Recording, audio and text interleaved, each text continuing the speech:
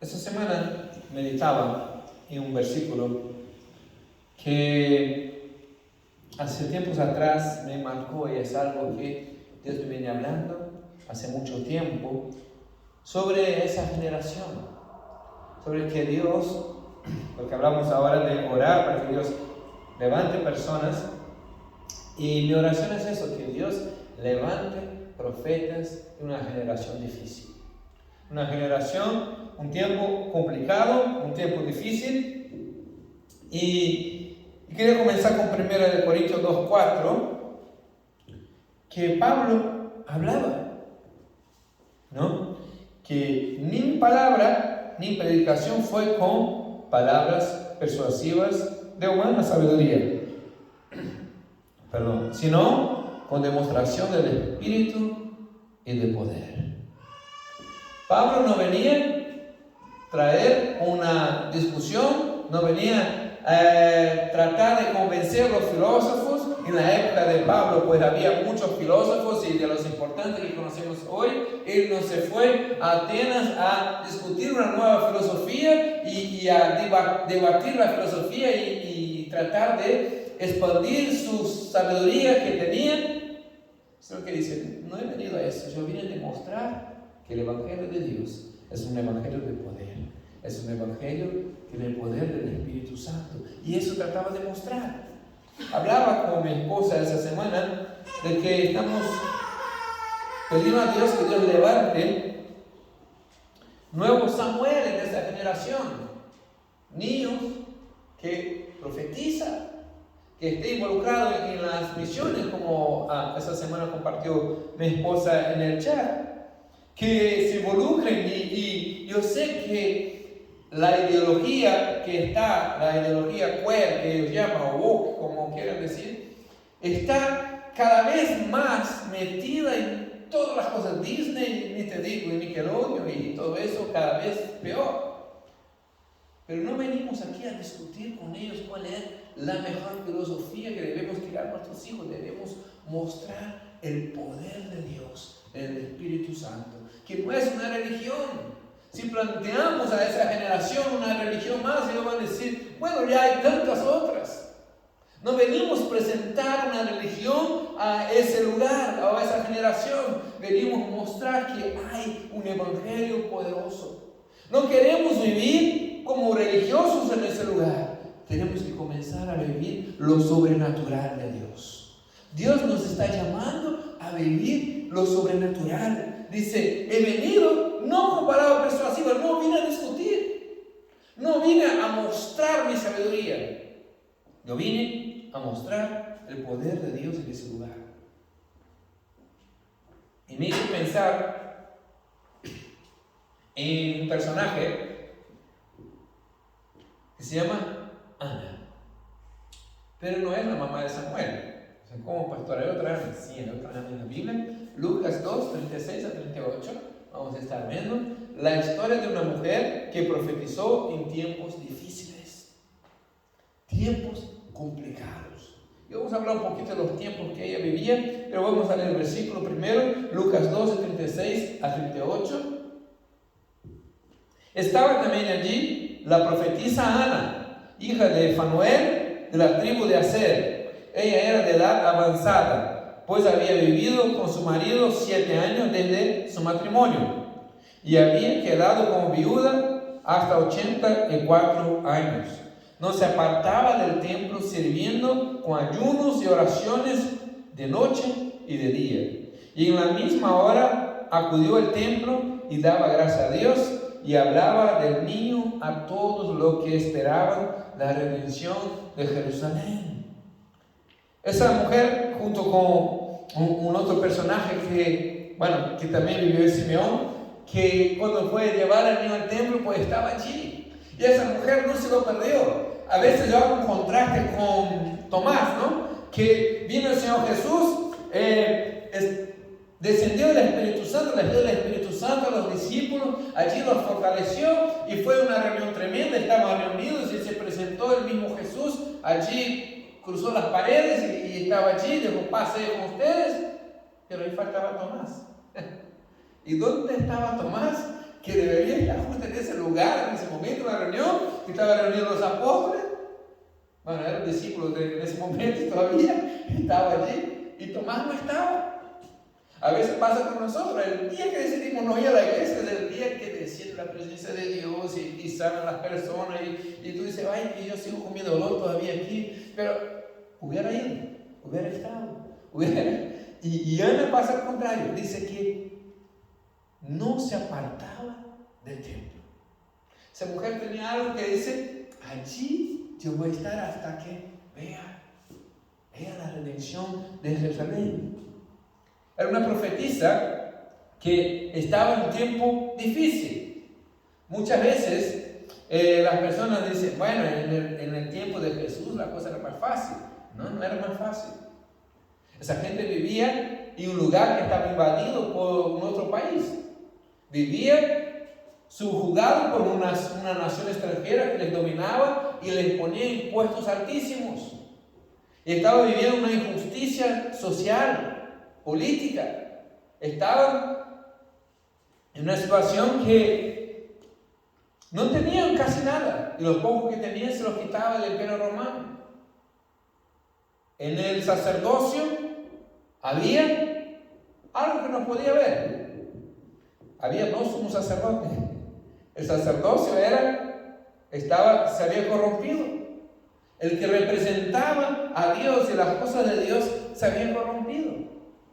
Y vivía en eso, era el único lugar que yo conocía para ir, era un lugar donde estaban los sacerdotes tratando de sacar dinero de la gente. O sea, en la iglesia le sacaban dinero, en los romanos le sacaban dinero por donde sea, y solo se preocupaban de enriquecerse, y no llevaban lo que era el verdadero mensaje de Dios a la gente. Los fariseos comenzaron muy bien, pero ponían carga a las personas que ellos mismos podían llevar, la religiosidad tremenda. Yo te pregunto, ¿está muy diferente de los tiempos actuales?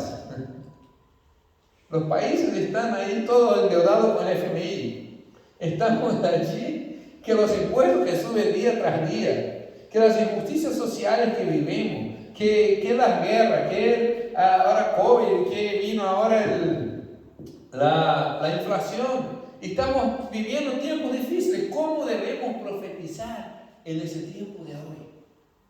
Una ancianita llamada Ana, pues nos enseña cómo debemos hacer. Dice lo primero que era una profetisa. Dios estableció personas en su iglesia para que traigan el mensaje de Dios. ¿Qué es profetizar? Profetizar no es adivinar el futuro. No es Nostradamus o Baba Vanga, que es lo famoso de por ahí. No, profetizar es llevar el mensaje de Dios hacia el pueblo. Llevar el mensaje que Dios tiene hacia las personas. Todo aquel que se pone a predicar el mensaje de Dios es un profeta. ¿Y cómo Pablo llevaba eso? No con palabras persuasivas, sino demostrando el poder de Dios. Yo lo que pregunto hoy a tu vida es, ¿el evangelio de Dios ha sido poderoso en tu vida? ¿Has cambiado poderosamente tu vida? ¿Has llegado a tu corazón, a tu familia y hizo una revolución en ti? Pues esa revolución poderosa con el Espíritu Santo es lo que tiene que llevar a las personas. Porque nosotros tratamos de llevar, muchas veces cuando hablamos con gente de esta religión, dice, bueno, todos los caminos llevan a Dios. Y nosotros mismos a veces decimos cosas y dicen, no, yo predico un evangelio poderoso. El evangelio que resucita a los muertos. Vimos semana pasada con el pastor Gabriel predicando el poder de la resurrección de Cristo. Un evangelio que sana los enfermos. Un evangelio que cambia la vida de las personas. Hermanos, es un evangelio que saca a las personas de la depresión. Ese es el mensaje que llevamos. Hoy preguntaba a mi hija, pobrecita, las preguntas que le hago. ¿Por qué somos evangélicos? Él decía, ¿por qué seguimos los evangelios? Pues sí, muy bien, la respuesta muy bien. ¿Qué es el evangelio? ¿No? ¿Y qué es el evangelio? El evangelio son buenas noticias. ¿Qué buena noticia tenemos? Que Jesucristo vino al mundo, perdonó nuestros pecados y nos da la posibilidad de salir de las garras de Satanás y estar en el reino de luz. y vivir juntamente con Él y ser perdonado y tener una vida en abundancia juntamente con Dios. Esas son las buenas noticias. Pero a veces hablamos, bueno, sí, tú pensarás lo que tú quieras, pero yo pienso lo mío. No, hermano, debemos anunciar ese evangelio de Dios. Somos profetas en esa generación. Somos los que llevan a las naciones ese mensaje. Venimos a ese lugar a traer ese mensaje. Jesucristo vino al mundo a perdonar a los pecadores, de los cuales tú y yo hacemos parte. Somos perdonados por Él. La gracia de Dios descendió sobre nosotros y ahora le quiero presentar a aquel que cambió mi vida. Y eso es lo que tratamos de hacer, llevar un evangelio poderoso, llevar un evangelio que realmente cambie la vida de las personas. Es transmitir ese mensaje, que es lo que Dios hace a su pueblo. 1 Pedro 1:19 dice: la profecía más segura es la palabra de Dios. Hermanos, a veces dejamos de usar las cosas que Dios tiene para nosotros porque queremos ser gente. Hay gente que cree, no, los profetas son aquellos que andan raros, con una ropa rara, hablan cosas raras y vamos adivinando los futuros de la gente, ¿no? Eso no es profeta. La profecía más segura es la palabra de Dios, la cual debemos seguirla. ¿Qué debe tener en el mensaje de un profeta? 1 Corintios 4:13, Eric, si me puede poner. 1 Corintios 4:13.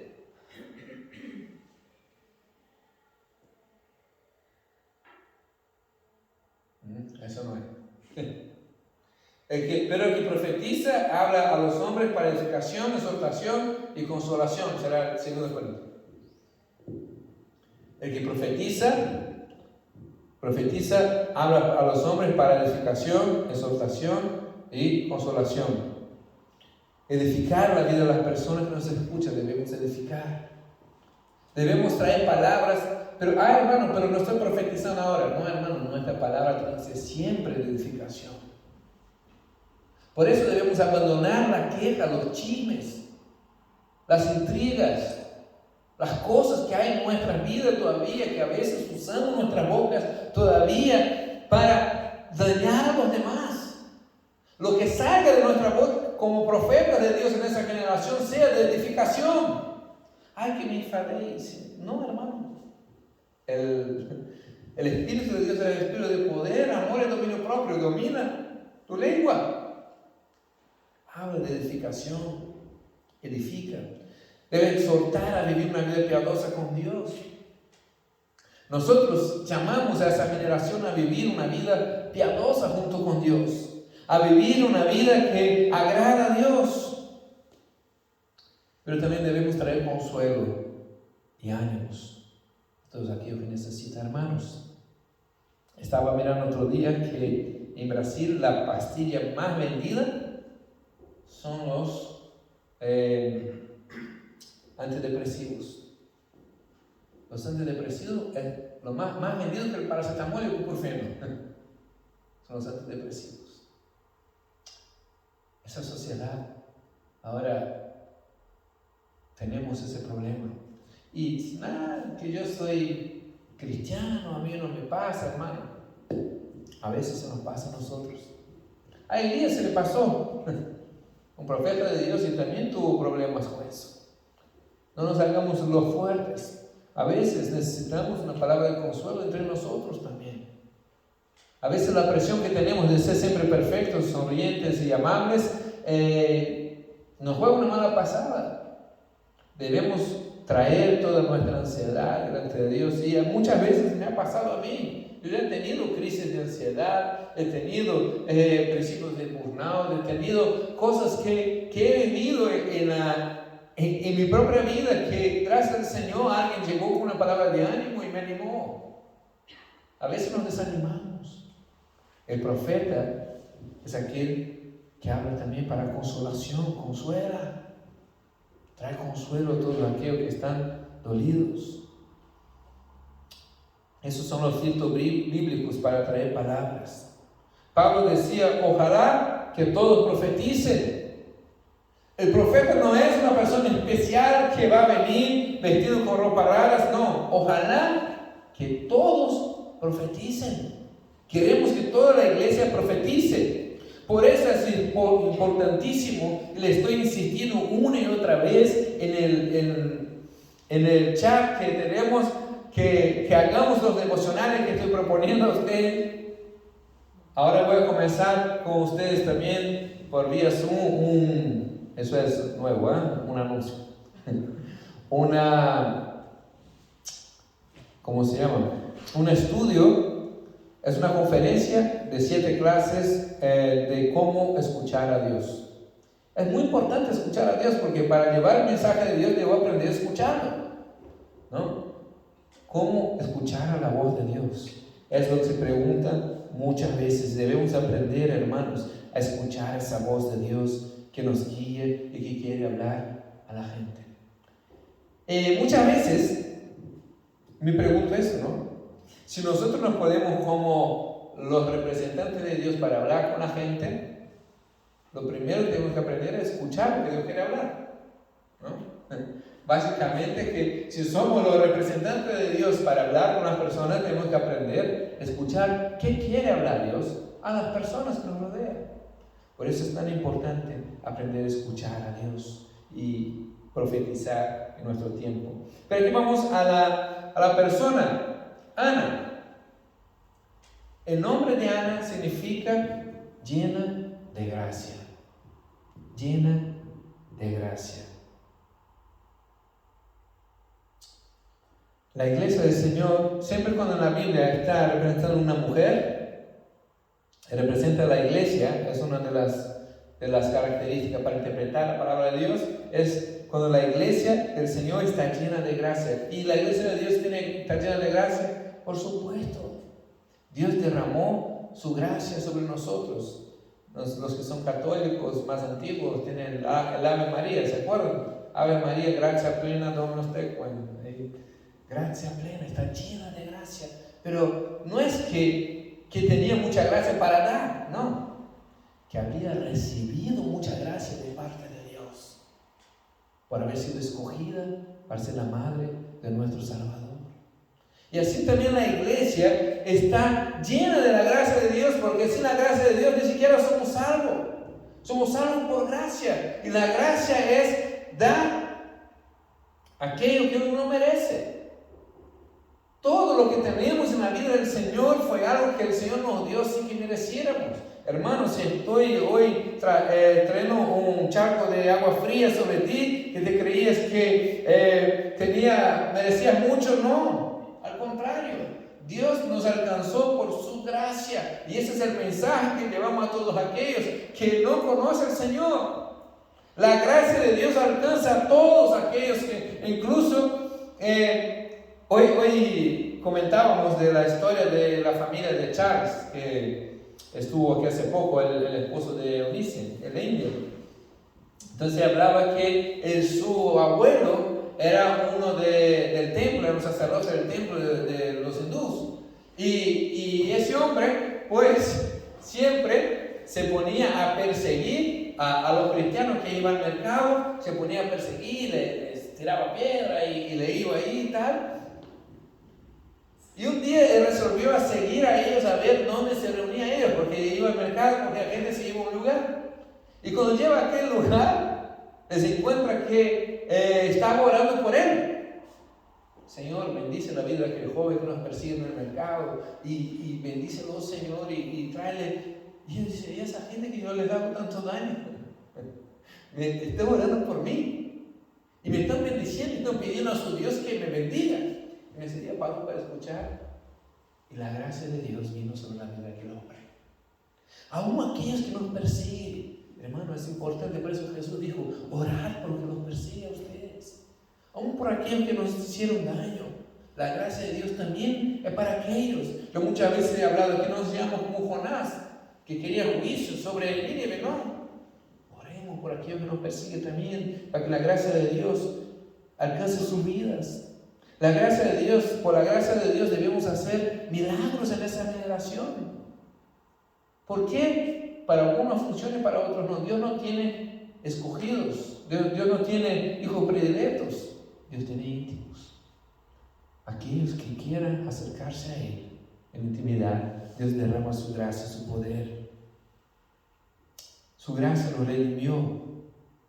Pero ahora las palabras que decimos tienen que estar llenas de gracia de Dios, no juicio.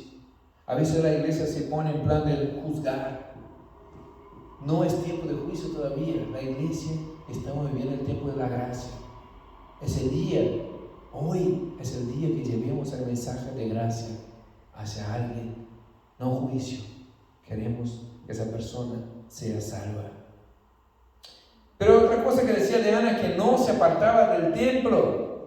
Me hace acordar lo que Dios dice a Josué: no se aparte de la palabra. Y de una manera siempre está meditando en la palabra, es asistir a reuniones. Josué, cuando Moisés dijo: me voy a ir un ratito a orar, Josué, y tú te quedas cuidando aquí las cosas, aquí en el tabernáculo. Dice que Josué no se apartó de ahí hasta que Moisés volvió, y tardó 40 días. Uno dice, bueno, Moisés se pasó ahí arriba, ¿no?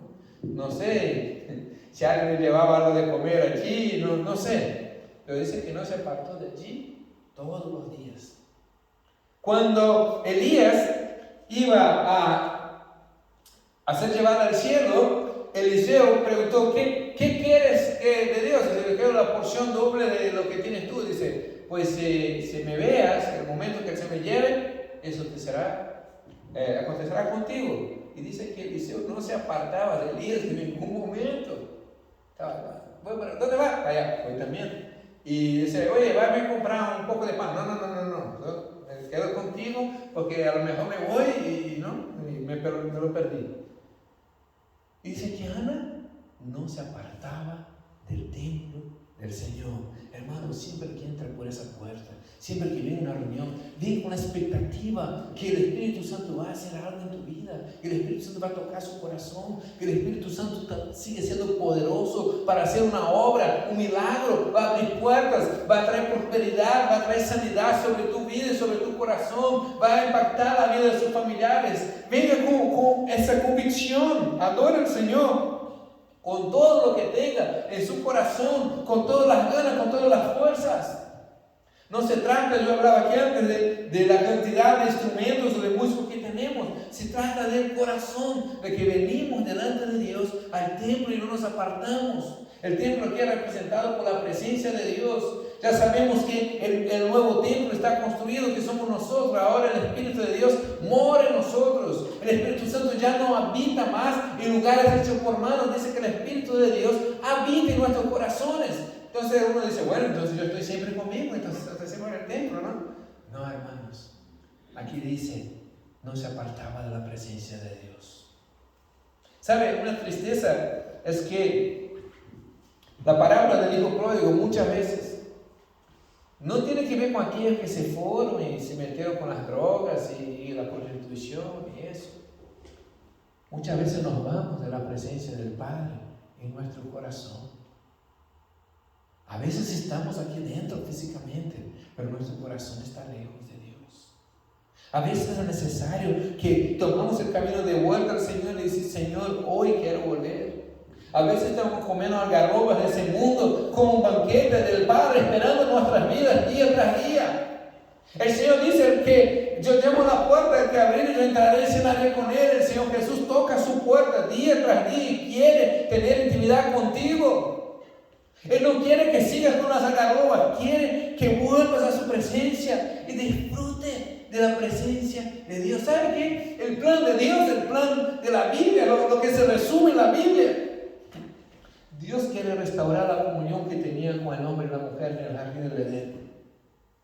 Y para todo eso pasó todo lo que conocemos, la palabra de Dios, y está el Apocalipsis, Génesis y todo eso, porque Dios quiere restaurar una intimidad contigo. Dios crió un hombre y una mujer para estar junto con Él. Dios quiere tener intimidad contigo. Dios no es Aladino, Dios no es Papá Noel para realizar tus deseos. Lo que quiere Dios es tener contigo una intimidad. Ana no se apartaba de la presencia de Dios. A veces en el trabajo digo, Señor, mire por otro lado, que ese le voy a pegar un... No. Ganas sí que nos falta de eso. Pero no viene el caso ahora. No nos apartemos. Seamos conscientes, es una broma, pero pasa muchas veces en el trabajo. No sé de tu trabajo, porque el mío pasa más de una vez. Señor, mira para allá un ratito. Tenemos que ser conscientes de que la presencia de Dios está con nosotros todo el tiempo. Todo el tiempo. Yo sé que el agobio, las muchas cosas, las cosas que se exigen. Ese país es un país que nos demanda trabajar mucho y estar muchas horas esforzándonos. Pero no nos olvidemos. Siempre cuando yo comienzo a quejar de que trabajo mucho, que no tengo tiempo, el Señor me dice, ¿y qué hacían los de Egipto que pedían más ladrillo faraón? Yo escuché la oración de ellos. Y aún sin fuerza ellos tenían tiempo para clamar, para estar, para adorar. Y faraón sigue pidiendo más ladrillo y es así, y va a seguir pidiendo y no va a ocupar más. Dice, que están ociosos, quieren alabar a Dios, le voy a dar más trabajo. Y es lo que hace con nosotros el día de hoy también.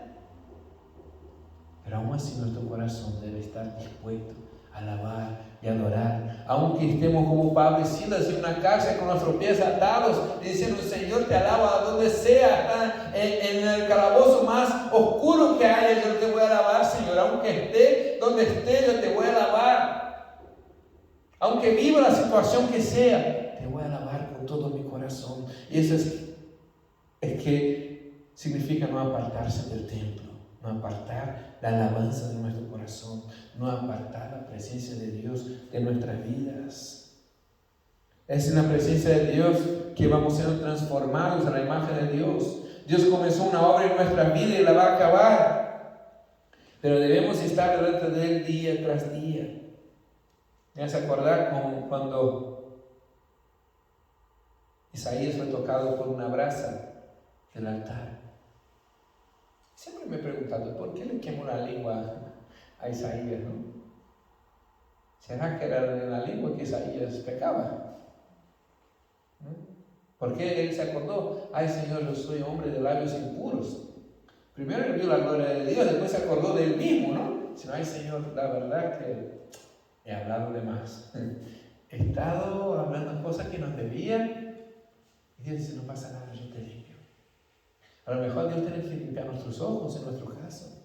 A lo mejor Dios tiene que limpiar nuestras manos que andan haciendo cosas que no debía. A lo mejor tiene que limpiar los pies que andamos en lugares donde no debería. A lo mejor tiene que limpiar nuestro corazón que amamos las cosas que no es. Pero siempre que vamos a la presencia de Dios, Dios comienza a limpiar nuestras vidas. Dios comienza a transformarnos. Y hermanos, si ya han alcanzado eso que estoy hablando, les felicito. Pero yo todavía sigo buscando la presencia de Dios, que quiero ser transformado. Hay cosas en mi vida todavía que quiero que Dios limpie, que quiero que Dios cambie. ¿Qué puede Dios quemar en nuestras vidas hoy? Piénsalo. ¿Qué es lo que te aleja de la presencia de Dios? No hagamos como Adán y Eva, que se escondieron en la presencia de Dios. Deja que Dios trabaje. Haga como Isaías, diga, Señor, lo que necesite hacer, haz en mi vida para transformarme en profeta útil. Dios quiere levantar profetas, pero a veces para que seamos un profeta útil en esta generación, antes de comenzar a profetizar, Dios tiene que limpiarnos. Dejemos que Él trabaje en nuestras vidas. Pero dice también que Ana servía con ayuno y oraciones. Hermanos, muchas veces pensamos que el ayuno y las oraciones son algo bueno que va a dar una fuercita. No, es un servicio a Dios. Debemos ponernos serios con el ayuno y la oración. Nos planteamos hacer ayunos una vez a la semana. Nos planteamos orar y buscar a Dios. Es una parte de la iglesia que es menos vista, pero esencial para la vida de la iglesia. Hay una historia que cuenta que un pastor y una ancianita de la iglesia murieron. Cuando llegó al cielo, estaba el pastor en la cola ya para recibir la corona, ¿no?, que le iban a dar. Y viene la hermanita allá adelante, vamos a poner el nombre María, la hermanita María allá adelante, y Dios le saca una corona grandota y le dio. Y el pastor dice, uy, si esa mujer le recibió esa corona, ella no hacía nada, solo estaba en el fondo y se ponía a orar un poquito. Imagina a mí que yo predicaba y se convertía un montón de gente. Y cuando le tocó a él, Dios le dijo, espera, quita tu nombre. Sí, coge una coronita chiquitita y le da a él. Y dice, pero, ¿qué pasó, Señor? Que la señora ya le diste una corona grande y a mí una chiquita. Dice, no, ¿sabes qué pasa? Que cuando tú comenzabas a predicar, ella comenzaba a orar. Y comenzaba a clamar para que Dios te usara. Y comenzaba a cubrir tu vida. Y comenzaba a pedir que el Espíritu Santo se moviera. Y muchas de las veces que yo moviera porque esa señora se ponía a orar. A veces pensamos que la oración no hace ningún efecto, no hace ningún impacto, pero Dios comienza a mover, solo puede mover cuando hay una persona orando. Cuando Dios dice, el que llama, yo responderé. El que busca, halla. Hermanos, buscamos a Dios en oración. Comenzamos a interceder, comenzamos a orar. Por eso, cuando yo planteé el proyecto de las casas de paz, queremos comenzar con la oración, orar. Y espero que ustedes sigan orando por esas personas. Porque pronto ya vamos a comenzar ese proyecto. Ore, ayuno y clama a Dios. Es una parte de la iglesia que no se ve, pero es la más importante. No hubo avivamiento en la historia que no tuvo una persona que se comprometió seriamente con la oración. No existe avivamiento, no existe mover de Dios en la historia de la iglesia sacando la oración del medio. Cuando la iglesia comienza a restaurar la oración, cuando la iglesia comienza a tomar en serio, cuando la iglesia vuelve a las prácticas de las primeras obras, que eran que día tras día se juntaban en las casas y oraban a Dios y alababan el nombre de Dios y predicaban su evangelio. Cuando la iglesia vuelva a eso, Dios comenzará a mover de igual manera. Una vida próspera con Dios comienza de rodillas. El camino para alcanzar la vida plena es orar y ayunar. Para mantenernos de pie debemos aprender a estar de rodillas, hermanos.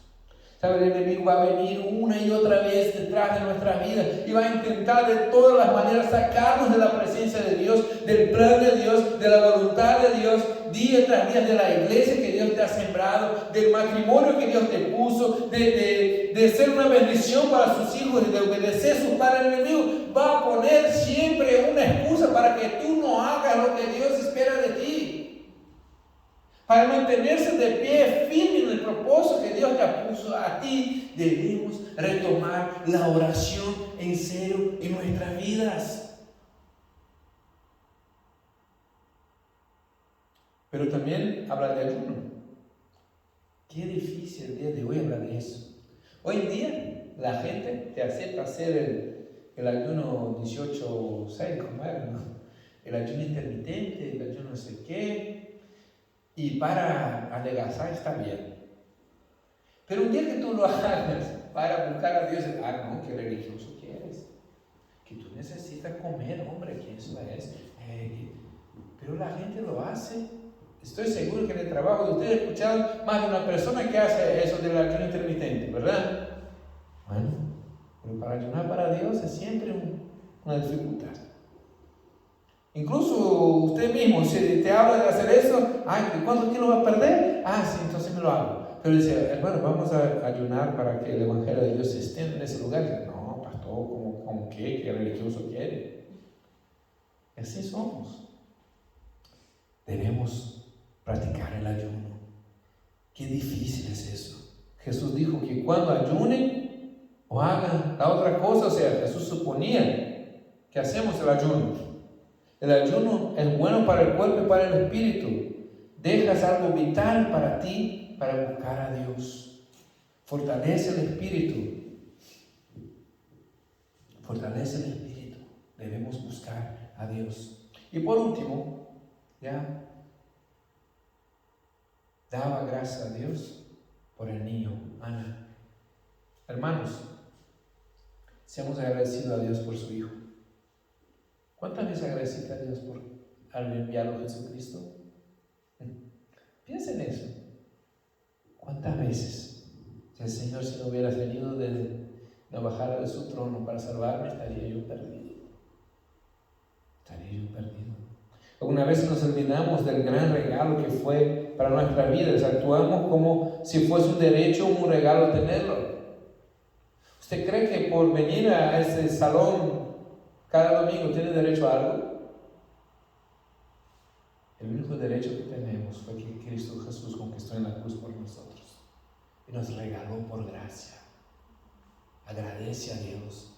Ten un corazón agradecido día tras día, porque Jesucristo vino a tu vida y te salvó. Nunca te olvides que sin la gracia de Dios eres un pecador igual que los que están se perdiendo hoy. Dios tuvo misericordia de ti, enviando a su Hijo Jesús. Pablo daba gracias, dice: doy gracias a Dios por Jesucristo. Den gracias. Esta semana toma un tiempito y da gracias a Dios. Pero también dice que Ana hablaba con todos de niño. Comience a hablar, hermanos. Debemos comenzar a hablar de Cristo a los entornos. La gran comisión a la iglesia siempre ha sido la misma: ir por todo el mundo. Ir, vayan tus vecinos, vayan tus amigos, vayan tu familia, háblales de Dios. ¿Sabe? Pablo dice que yo he llenado del Evangelio desde Jerusalén hasta el Iconio, que hoy conocemos como Albania, ¿no? Andó de Jerusalén hasta Albania y dijo: y he llenado todo del Evangelio, de aquí hasta allá, por donde fui. Y Pablo fue recibido siempre con aplauso. No. En Betima le apedrearon y tuvieron por muerto. En Éfeso tuvo que salir escondido en un canasto para que no le mataran. En Corinto, pues le persiguieron. Y muchas veces no le recibieron con aplauso. Y hermano, eso va a pasar cuando nosotros ponemos serio. No va a recibir muchas veces con aplauso. Pero debemos llenar a todo aquello que nos rodea del Evangelio de Dios, del Evangelio de poder. No venimos con palabras persuasivas, venimos a demostrar el Espíritu de Dios a las personas. ¿Sabes qué? Te sorprenderías cuando alguien te dice: oye, me duele la espalda, espérate que yo voy a orar por ti. Te sorprenderías, ¿sabes? Porque no pasan los milagros, porque no oras. Y las personas te dicen una y otra vez: oye, es que me voy a tener que operar. Por cierto, la hermana Maritza pidió oración. Voy a luchar. Vamos a orar. Dios comienza a moverse en nuestro medio. Dios comienza a hacer milagros en nuestro medio. Dios está necesitando una generación. Y bueno, no he hablado del factor de la edad de Ana, ¿no? De ser un anciano. Hay gente que dice: no, ahora que deje a los jóvenes que hagan. Yo ya estoy viejo, claro. Yo veo a Ana sirviendo al Señor. Pregunto, era la única anciana que no estaba tomando medicamentos, porque ayunaba cada rato, ¿no? Hoy dice: no, es que yo, ¿sabes? Ya tengo mi edad.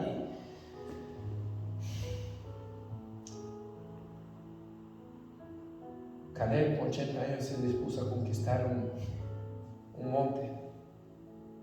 Moisés, cuando Dios le envió de vuelta, 80. A veces piensas que está demasiado viejo para ser el Señor, y yo quiero decirte: el Señor usa un niño como Samuel, pero también usa un anciano. Para Dios no existe edades. Él puede usarte para que seas de bendición a tu entorno. Tú eres ese que Dios quiere levantar como profeta en esa generación. Dios quiere usarte. A veces me preguntaba: ¿qué podría hacer un niño de 3 años sirviendo en el templo? Porque mi hija que tiene 1 año, no hace lío. Un niño de 3 años, ¿qué puede hacer? Pero dice la palabra de Dios que cuando fue destetado, Samuel lo llevó al templo y ahí servía junto con el sacerdote Elí. A lo mejor era poner una servilleta en algún lugar. A lo mejor era una cosa pequeñita. Dios no está pidiendo que haga cosas grandes. No va a ser como Moisés, va a abrir el mar rojo. No. A lo mejor Dios está pidiendo que tú le sirva con oraciones y ayuno, como anciana.